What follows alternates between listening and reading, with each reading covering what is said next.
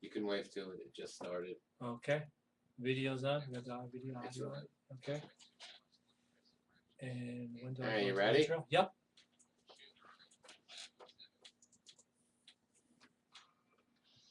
You are listening to the WEI Network. The content and opinions of the following show are solely those of their show hosts. The WEI Network, its staff, and its affiliates are not responsible for its content.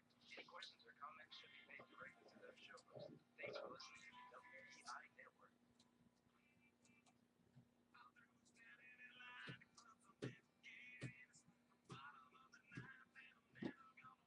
This life hasn't turned out quite the way I want it to be. Some episode of Crips. I like that line. Go in the bathroom. I can play baseball. Oh, then. Credit card that's got no name and a big black jet with a bedroom in it. Come and join me. High club at 37,000 feet.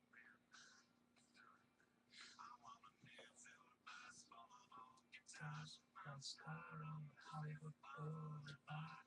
Where between Cher and James Dean is fine with me.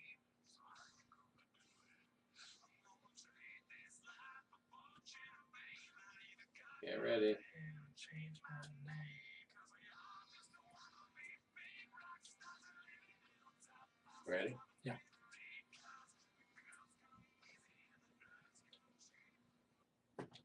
Good evening. You're listening to episode 2 of The Man Show.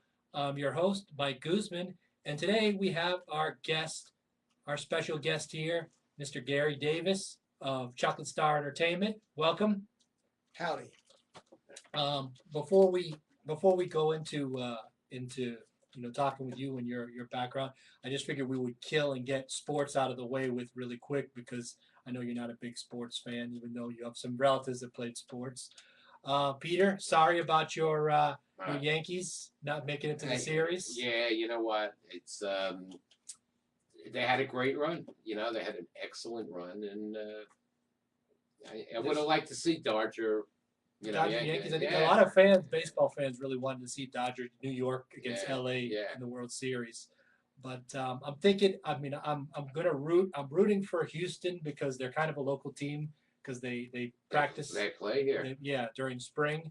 But I'm rooting for Houston, but I think LA is going to win it. I think LA is probably going to take it, but I'm rooting for them to win it. And tomorrow. I'll be rooting. Was it Thursday? No, Thursday. I'll be rooting for the Dolphins to beat Baltimore. I don't know. Are you a Dolphin fan? No? Not at all. No.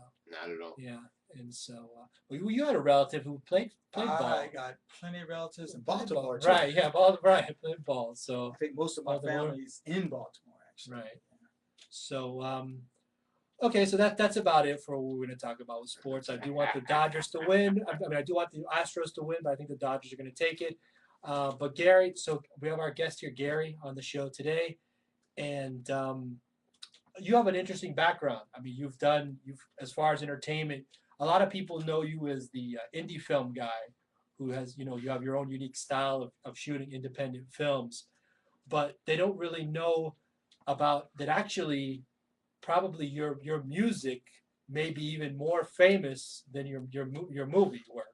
And a lot of people don't know about the origin of Chocolate Star. So maybe tell them about how that's the signature on your movies and on your music. Tell us about the origin of Chocolate Star Entertainment and how old you were when you came about it and about the history. Chocolate Star Entertainment actually came from a very good friend of mine and partner, Dennis Jones, from Camden, New Jersey, now Helen in the Philadelphia area. He used to do, actually he still does graphic arts. He's a graphic artist, he's an excellent painter, he's still painting in Philadelphia, and that's what he's doing right now probably. He had Chocolate Star Graphics, and when I started doing music and wanted to start my own record company with him, he said, hey, why don't you just use Chocolate Star? I said, wow, I like it, chocolate people, Chocolate Star. Mm-hmm. And I went with it. I never was a person that got hung up with names anyway. So I said, yeah. So that's how it started around 1980, 81. I met up with him. prior to him, I worked with the infamous Peter Brown. Not the Peter Brown that did Do You Want to Get Funky with Me, but Peter Brown, who probably had the largest independent record company, black-owned record company probably that exists with the kind of music things that he did, which was just about anything black he probably did. And your music, as far as like GD, that was a song that's been on Cartoon Network, on Adult Swim. Was that track when you did those albums that now are like collector's items that you see on eBay? Did you independently publish those, or were those through a record company, a record label? Okay, GD and those tunes came from the Chocolate Star EP, which was a very interesting project. The Chocolate Star EP was the first album that I put out under Chocolate Star myself, my own company.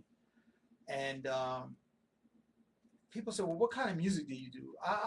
I still do, and I always did all kinds of music. I've done, when rap music first came out, I was doing rap. I've done disco. I've done jazz. Like GD people try to figure out, it's a jazz tune, people. It's really a jazz tune. A lot of my tunes and a lot of the progressions and the music progressions, chord progressions, all stem from my heavy-duty jazz influence. Listening to it, they can't tell that it's jazz. Well, I mean, it's kind of sort of like it's beefed up, yeah, things, it is and so. But for me, music is music. People say, what kind of? I was brought up in a Catholic church, oddly enough. So a lot of my music, and then my father, being the oldest child of the 60s, 50s and 60s, and being the oldest child, my music was influenced by what my father played. It wasn't like I could turn on the radio and listen to what I want to listen to. So my father played classical music, classical records, jazz, and country and western. Really? My father is a Korean War veteran, and he went to Camp Chappie. They sent my father to Camp Chappie, Arkansas, where people in Arkansas never even seen black folks. Okay, so of course they didn't play the music that my father listened to in the Philadelphia area. So he started listening to country and western, became a great country and western fanatical about listening to country and western music. So therefore, he passed that on to his oldest son. So I can sing all Johnny Cash's songs, as a matter of fact. But does he like Darius Rucker? Does your dad listen to Darius Rucker? I don't know who. I'm not. He crossed over. He was originally like a pop kind of rock, and then went to country. Probably not, because when I'm talking about people like Hank Williams Senior, not Junior, but Senior, Hank Williams Real Senior. old. Yeah, I listen. Yeah, oh, wow. So I don't know any Hank Junior songs, but I know Hank Senior songs that my father used to sing all the time and listen to them. If I heard them, I would know those songs. Matter of fact, Johnny Cash was probably the youngest person that my father listened to that I can remember. Everybody else was older than Johnny Cash. It was the people that Johnny Cash listened to. Wow. Being that my father, I think, is about the same age, now, a little bit older than Johnny. What did your dad think of you? Does your dad ever listen to your music? What does he think of your music? That's an interesting question. Wow. Does he like it? Does he say? Yeah, well, yeah. I mean, my father listened to. I'm trying to think when would my father actually listen to the music. But one place that he would listen to my music and comment on actually was the movies. Really? Yeah, because the first movie premiere I did really didn't have dialogue in it. It was all done to music from New York Undercover. I listened to New York Undercover, and they used to always do the vignettes in the beginning of it, with just music, and it was like a music video that told the story. So I started making movies around 90, when I started really doing things seriously around 94. Around 94. I started doing movies and televisions on the serious side around 94, 95. So I started making these short movies called He Is This, He Is That. Like He Is a Spy. That's how He Is a Spy, my first movie came out. But before He's a Spy, I had like He's a Robber, He's This, He's That. They all ended in question marks. They all were like 5 minutes long, and they all had music. And the music was created by me and my network. And matter of fact, that's how I got involved in all that stuff, because after seeing Michael Jackson's spectacular music videos, I said, I want to do music videos for the music stuff that I was involved in. So doing a desire to do music videos led to me start doing movies and television. Because where could we show our music videos and stuff at? So I had to create my own opportunity and my own TV shows to be on television to show our music videos for the people that I was involved in music in South Florida. That was after I did the things with Cooley C and KJ and Danny D and Job D, DJ Wiz and Princess MC. All those people I had worked with. And I was telling somebody today, an actor on the phone that called me about this casting I'm having this weekend. And I told him, I said, you won't be accepting an Academy Award saying that bastard Gary Davis never gave me an opportunity in my movie or anything. I'm saying that to say that I learned in music that everybody that I know in South Florida that I got involved in music when they were kids and things, all of them became legends.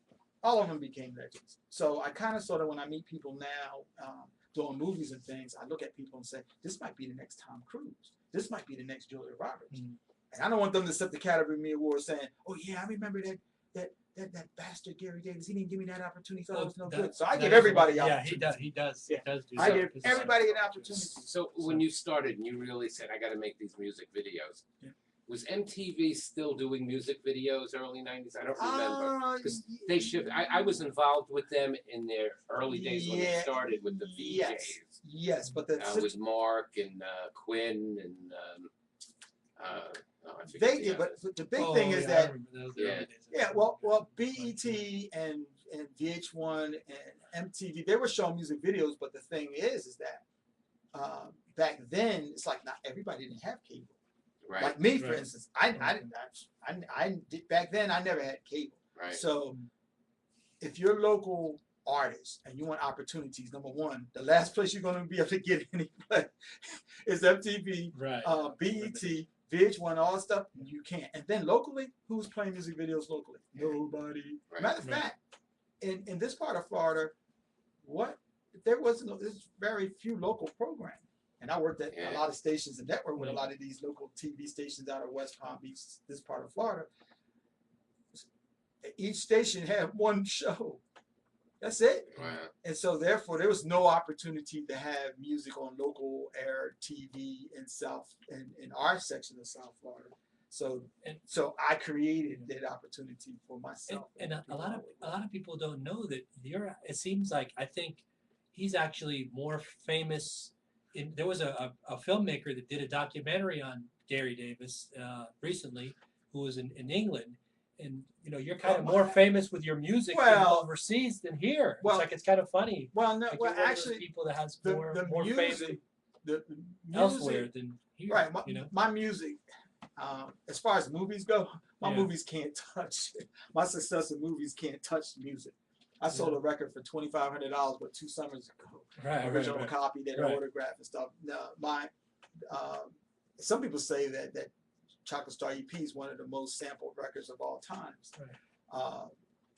But it's not uncommon for musicians to get accepted and become popular across the pond. I'll tell you. Well, this crazy story that happened to me was in 2004.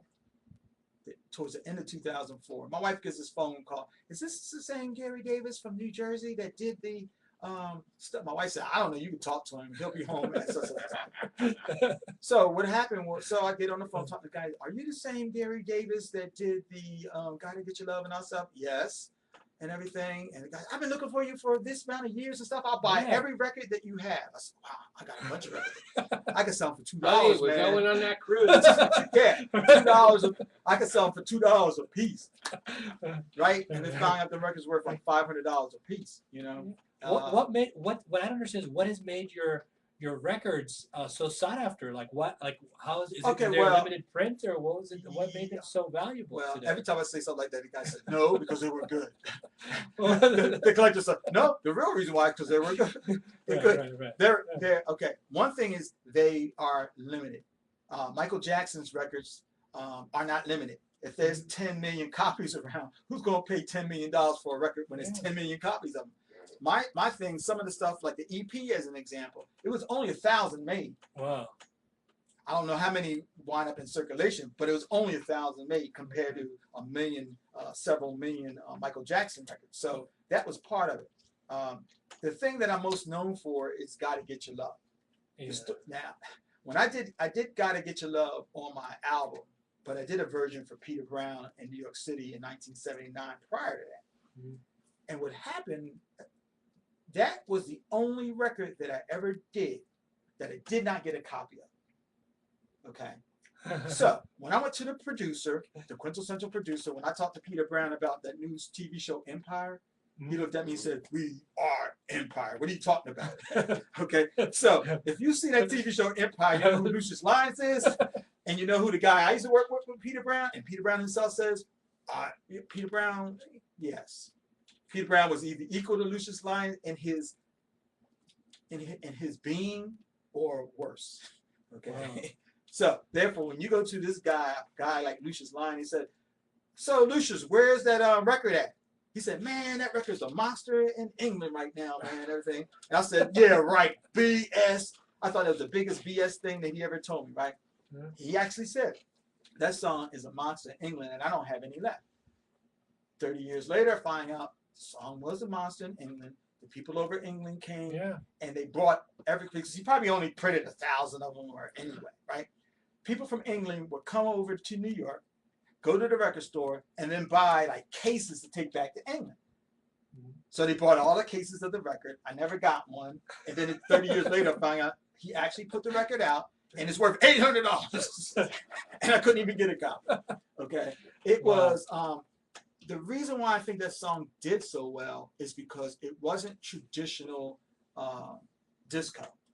Okay. Like I just told you, the secret is that my music is heavy-duty influenced by jazz. So some serious different kinds of stuff going on. My band was heavily duty influenced by R&B and all that kind of stuff. I was influenced by jazz. And at the same time, my uncle, who we didn't talk about, my uncle was the baddest B3 Hammond B3 player on the planet.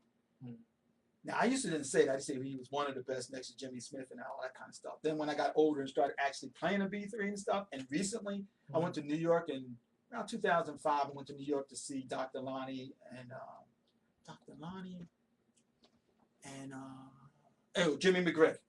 Jimmy McGriff. And then when Jimmy McGriff said, "Oh yeah, your uncle taught me how to play the organ, and your uncle taught me this and that and that," I said, "Well, And then, oh yeah, then Jimmy Smith, yada yada yada, and then Dr. Lonnie said, "Yeah, he taught me too." And then it was three of them playing at the Iridium in New York City, and they were playing three B3s on that stage, and they were getting off. It was pretty exciting. And all of a sudden, I was waiting for them to do some of my uncle's moves, and they didn't do it. I said, "Wait a minute," and then I found out, yeah, my uncle was a monster on that B3. You know Muggy Doo by any chance? Say that again. You know Muggy Doo? The name sounds familiar. Plays a B3. Name sounds familiar. Man, I want to say he was keyboard. I want to say Miles Davis. My uncle's secret of playing a B3. My cousin actually played on the music back that's worth all the money. My cousin Larry Holmes, who was Richard Groove Holmes, my uncle's second born son, he played on that stuff. He was left-handed, and his dad was left-handed. So my uncle could do things with the bass lines on a B3 that most people would find difficult to do because he was a left-handed bass player. And then my uncle told me, "I don't listen to keyboard players. I listen to bass players." My uncle would imitate playing stuff. And a big fan of my uncle's was Bootsy. So my uncle would listen to people like Bootsy Collins from the Parliaments and Funkadelics and stuff like that, and then start playing like them on the B3. And then with his right hand, play these explosive solos and stuff, and do stuff that still blows my mind on what he could do. Because all the Hammond B3 players will sit down on a Hammond and they'll rock the place playing jazz upright. I mean the upright bass, traditional straight out blues sound on the B3, but not no acid jazz and not no funk. Right. My uncle was playing all that stuff they played, plus he could play some funk stuff, and the only person that I heard can do anything like he did on the funk side that I learned is me. All right, check out. You could probably find him online. Muggy Doo, white boy that can play funk on the B3. In fact, I had him in here once. He came in. He was touring with Muggy Doo and his all-star band. They moved all my furniture up against the walls. 10 pieces came in, and his son, he's got a thing for his B3 to cart it around, and they brought it in here. And man, the building was rocking. Yeah, that B3 is the song that you gave me. That was GD. That was the song that was an Adult Swim, and to me, that song was famous because of the fact that Tyler, the Creator, a rapper that I listened to, that he won Best New Art, MTV's Best New Artist in 2012, was listening to that song, GD, by Gary Davis. And that was surprising to me because I just see Gary as this local guy that I know, and to see some famous rapper that, you know, is out there listening to your music, and he tweeted your music. The headphones on. He tweeted that he loved the chords of that song called GD. This is GD playing. And yeah, he was playing GD, and that was the song that Tyler, the Creator, who was MTV's Best New Artist, he tweeted that he loved the chords of the song, and he said it was one of his best favorite songs of all time. So, you know, and this is on Adult Swim as well, late at night. And it's a great jazz tune. I like it. Yeah. I used to go to the Village Vanguard a lot. And this song is influenced by Joe Sample. This is Gary Davis doing Joe Sample. Joe Sample, Ramsey Lewis was my favorite piano player. And went from Ramsey Lewis to Joe Sample when Joe Sample went solo and left the Crusaders and went solo. And that song is influenced by Joe Sample. That's me trying to do my Joe Sample. Joe Sample? I don't even know who Joe Sample is. Yeah. So you're missing out. I do like this song. You got to go to school. Yeah, I do like this song, though. I interviewed Joe Sample at the Sunfest. Yeah. And he found out who my uncle was and things, and I found out he played with my uncles on my uncle's album. Yeah. So. And so what now, as far as like what brings you more joy? Would you say, would it be? I mean, you started out in music, so does the music still? Do you still get joy from music? Music is fused in everything that I do. When I shoot my movies, I hear music. I hear music. I remember I shot Zen. When I did the movie Zen at the Maikai in Fort Lauderdale. No. We did this epic scene at the Maikai from Zen. And the girl stole Zen's father's sacred samurai sword and everything. And I heard the music from Indiana Jones, the scene from Indiana Jones where he took the staff and he found out the point where the light came. Right. I heard that music playing, and then on the track when I edited, I could hear me humming that piece. So I hear music. You know, sometimes I'll create, no, not that one. Yeah, he was down in the hole. And he took the staff, and as the sun came up, it shined the light. And then he had that crescendo. I heard that, and I can feel it. So when I do my scenes and things, and the scenes are right. So music is fused into the things that I do. I remember I used to run. I ran cross country in college, and I used to run the mile in high school and half mile. And when I used to go out and run like 5 or 6 miles a day, I would hear music in my head and hum music in my head while I was running to keep the pace and stuff. So music, I can't live without music. If you see me in my car, I'll start practicing. My fingers will start moving and things, and I'll start articulating notes and playing things. And I can hear it, and I can hum it. I do my licks and things, and my fingers do the licks and things. So music is a part of me, and the music is movies is an extension of the music because it came. Like I said, music got me into doing movies again. I kind of sort of started them both at the same time when I was around 10 years old. I remember my uncle, another story about my uncle in that B3. Hammond gave Jimmy. This story came from Jimmy McGriff. Part of it did, but anyhow, Hammond gave my uncle and Jimmy McGriff and all those famous jazz B3 players brand new organs. Okay, the B3 is antiquated. You don't need no B3 no more. Play this new organ. We're gonna give it to you, and you're gonna promote it because we're gonna give it to you. So my uncle, didn't have a place to put that B3, and we lived in a pretty big house in Kansas. So my uncle said, "Hey, let me leave the organ here, and you know, let Gary try it out, and if you like it," I was about 10 years old. You know, you can buy it from me. Okay. And so it sat in the house, and I started taking lessons and things, and then my uncle came and got the organ. And then 30 years later, I talked to Jimmy McGriff in New York City at the area, and I said, "Yeah, my uncle had the organ over us. Yeah, and them new organs a piece of shit. We got rid of the organs, bought the organ, and got our B3s back so fast." And that's why my uncle came back to get that B3. Yeah, there's nothing like a B3. Yeah, oh, yeah. And it took me a while to find out why I could not sound nothing like my uncle, because I started getting on those synthesizers, electronic keyboards, and all that stuff, and try to sound like my uncle. And then when I opened up the studio, Studio D114, you know, yeah, when I opened them up, Faith Farm had a bunch of Hammond, really decent Hammond organs for like $50. So I wound up buying three Hammond organs from Faith Farm, right? And I started playing them, and then I learned that, oh, no wonder I can play sound like my uncle. Because I didn't have no Hammonds, and I started playing them Hammonds, and then I went to Bob's Piano Organs, one of my favorite friends, and they had a Hammond in there, and the guy knew how to work the drawbars and get the sound. And one day I was in there in concert, and man, I was killing on that B3.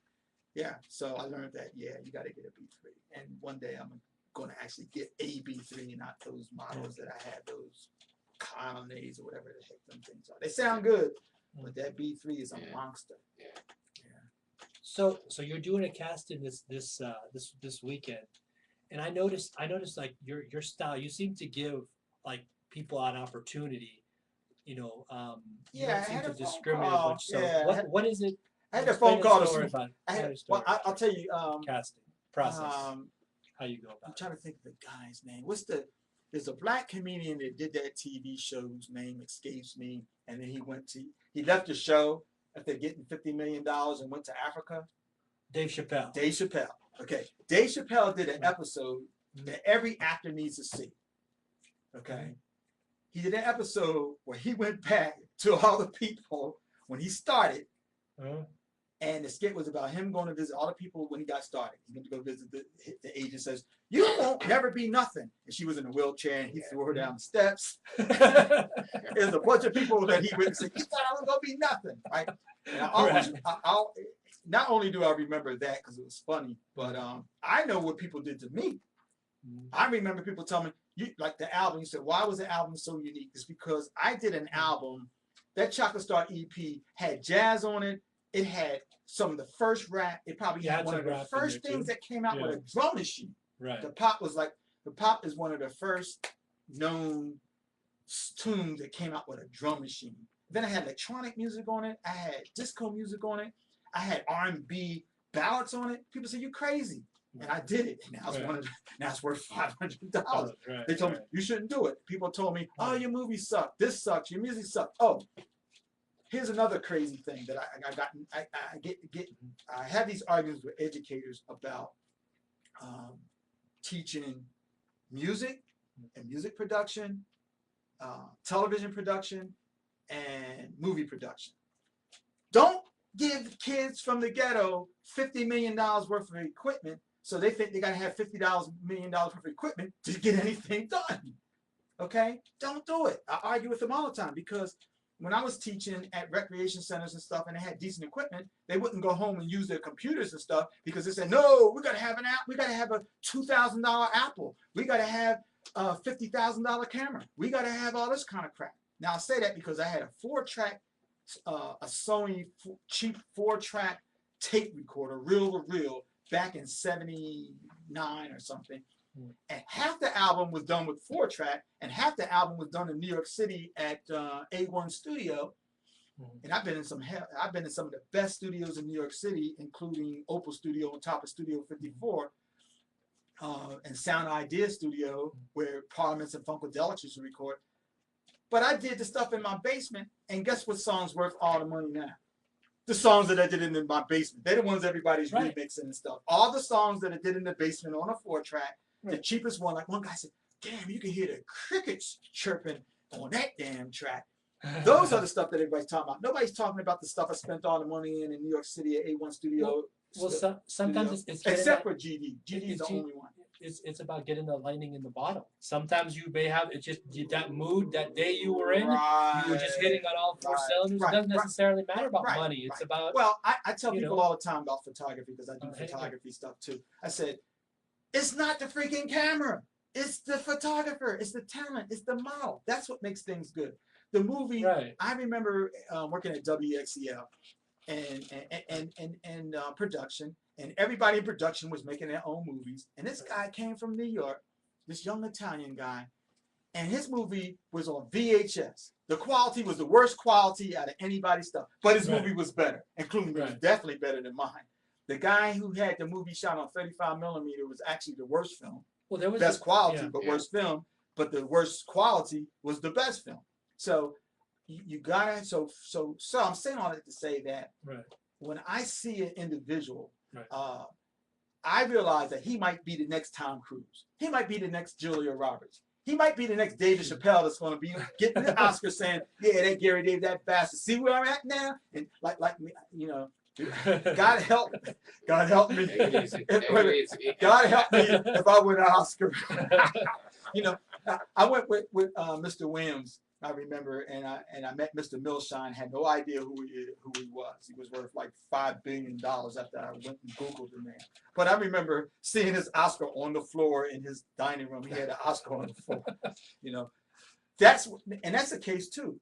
I didn't know who that man was. I was sitting in this man's house and things, had no idea who he was until after I left him and came home like a month later and Googled him and found out he was worth like $5 billion. He made 100 movies. You know, he made 100 movies that owned Regency. You know? Wow. Yeah. So you don't know who people are. So you gotta let people. You know you gotta realize that whoever you're talking to may be at the top of the food chain. The person you cursing out might be his daughter. And another thing too is like you may be cussing out somebody. He might be the kung fu master. Too. You know. So I try to be cognizant of treating people the way that I want to be treated and realize that this person. And another thing, in music, like I tell you, in music, it already happened. Everybody that I know that I started out with when I moved to Florida at 30 years old, all them young guys that was 16, 17 years old that I worked with, every last one of them is a Miami-based legend today. Wow. Okay? And then it's funny because now they're all older and KJ's like pushing 50. All of them actually give me this credit. And when I'm around them, they almost make me cry.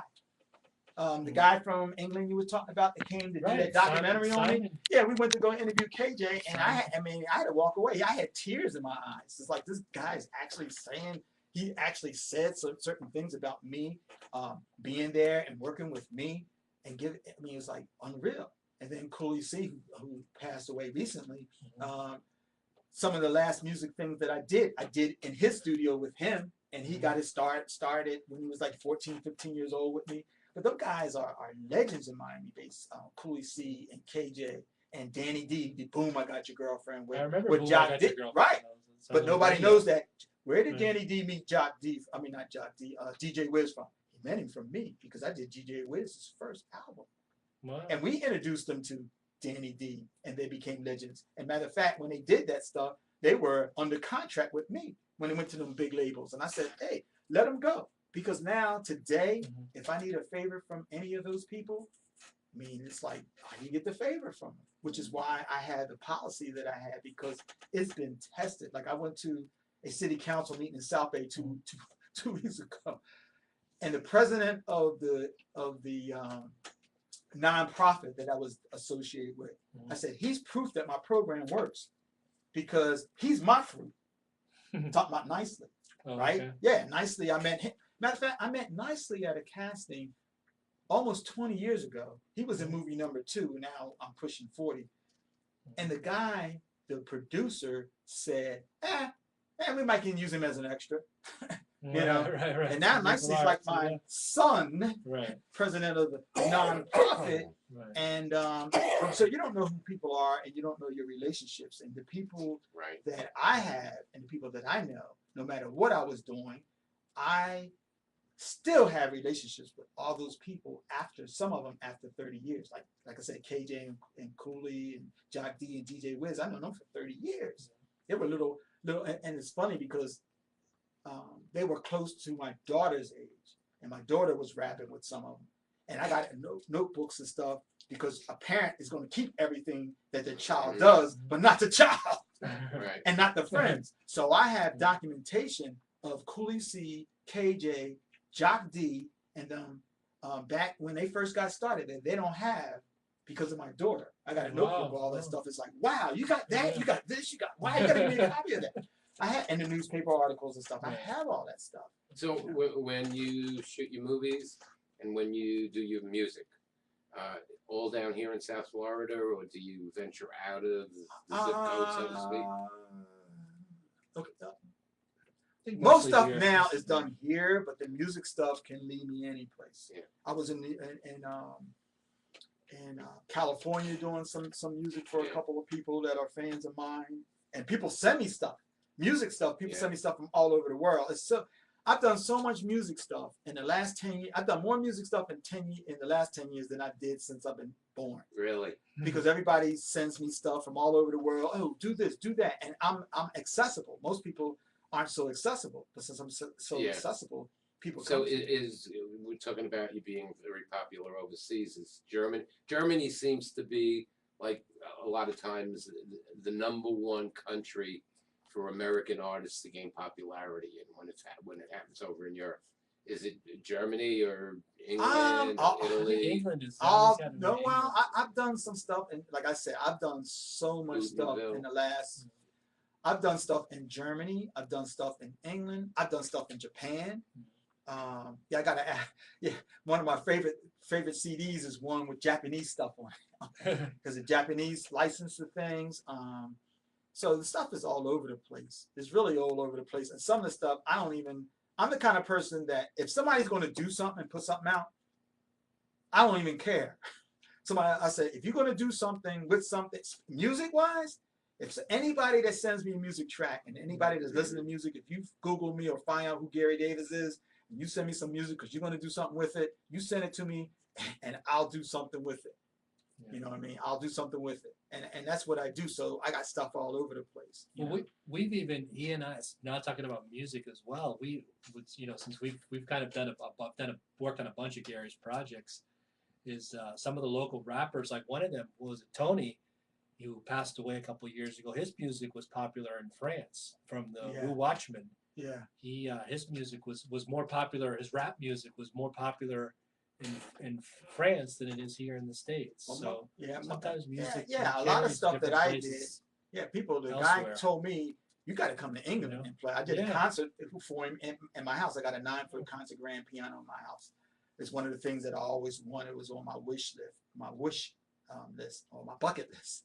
And God seen it fit, and someone gave me my wife's godmother gave me a 9-foot concert grand piano.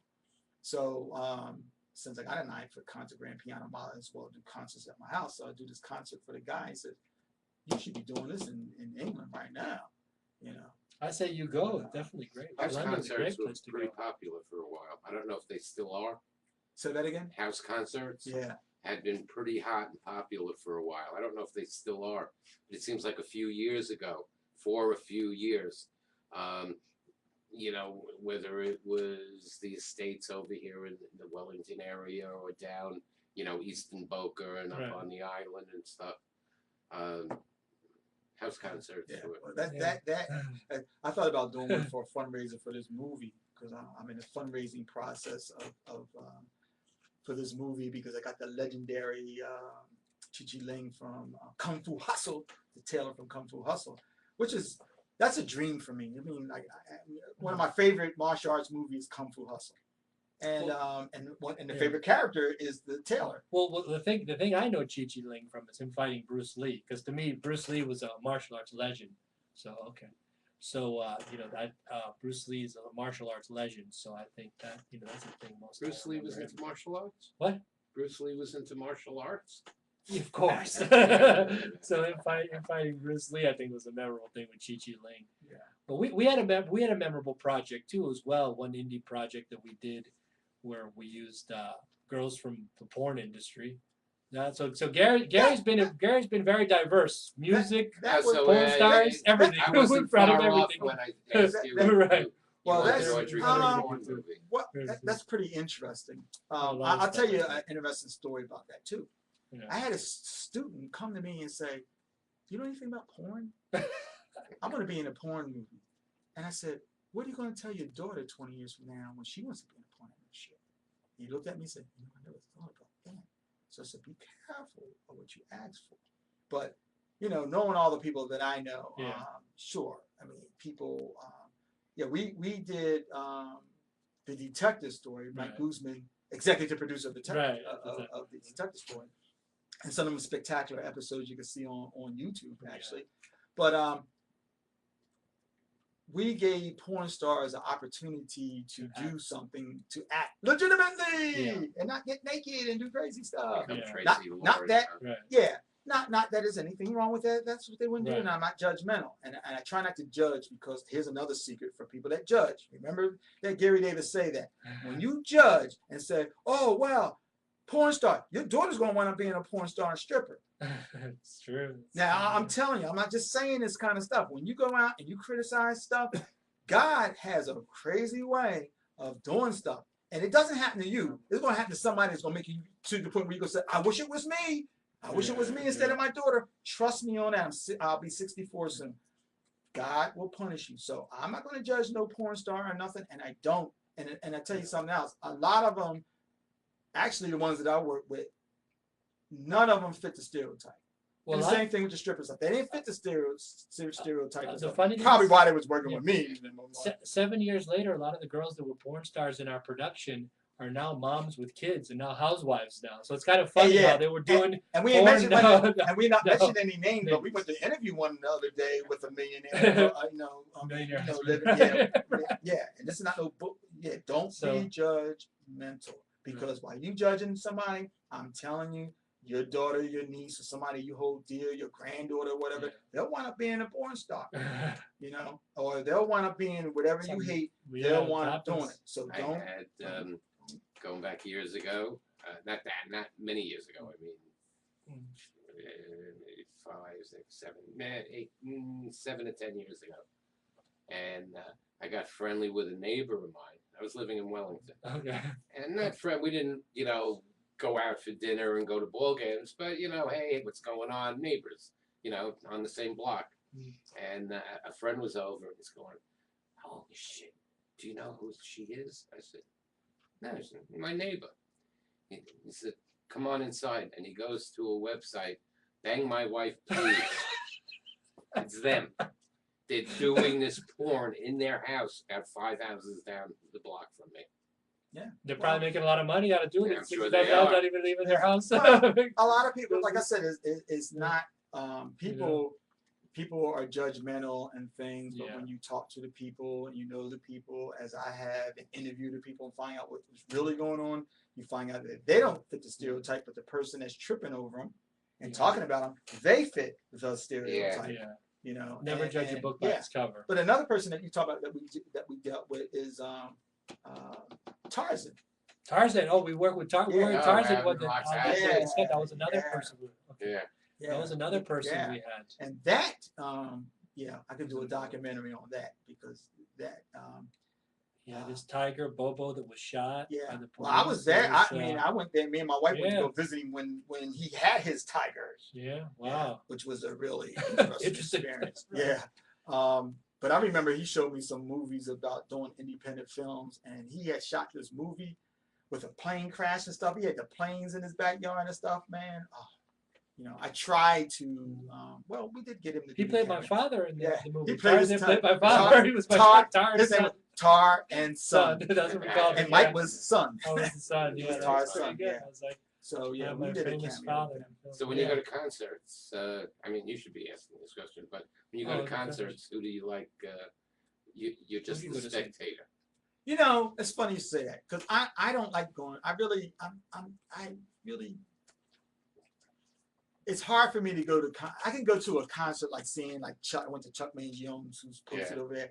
I went to his concerts, but some concerts now, actually now it's hard for me to really want to go to a concert because I want to be up there and I want to be involved. Performance. Especially a jazz concert or something. I want to be performing. So it's kind of sort of hard for me to do those things and not being involved in them. So we won't see you drinking a beer over at the amphitheater. No, it's Oh, funny. no. It's funny you should say. You should read some of the stuff about what they say about me and my tunes online. I just said, wow, you can.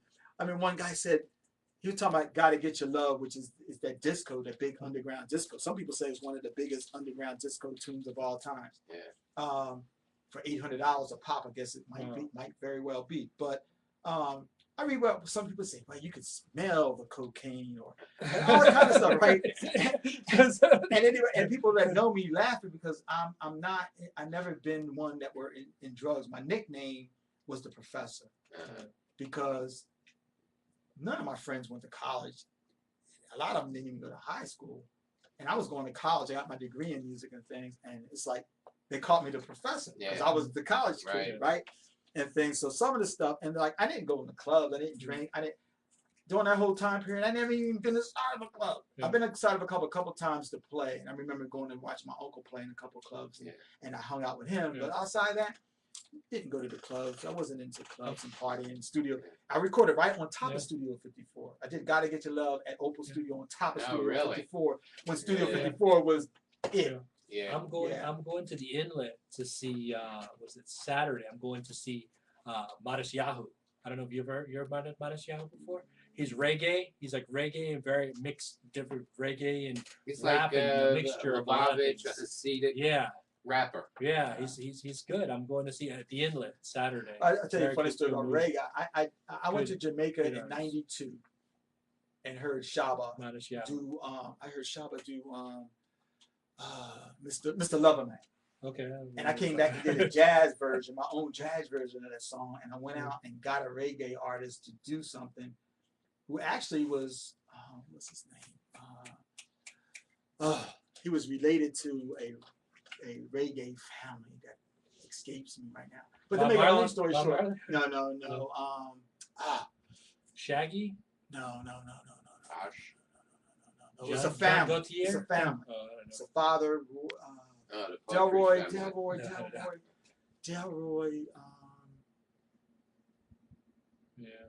Well, we can in a minute Oh, or I so can't. we could have Modest Yahoo take us out of the show. And before that, yeah. everybody donate to my Kickstarter program 2054, a princess, a soldier, and a tailor featuring Master Chichi Ling from Kung Fu Hustle, the tailor. Help me make this dream come true. Look me up on the internet, inbox me. I'm very accessible. I'm not one of the people that say don't bother me. Because you might be the next one. So the best thing to Google it or Facebook or all the above. You go to Kickstarter, you'll find it 2054. 2054. Yeah, and it's gonna be good. Gary Davis Fighting. Yeah. I want to fight Chichi Ling. I want to have him beat me up. It's gonna be my get hit with a chair. It could be the next cult classic. So.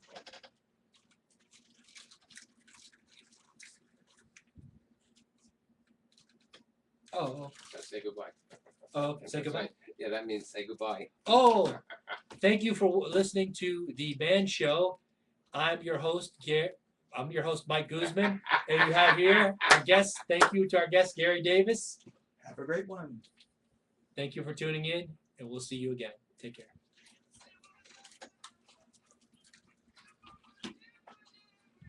Wow.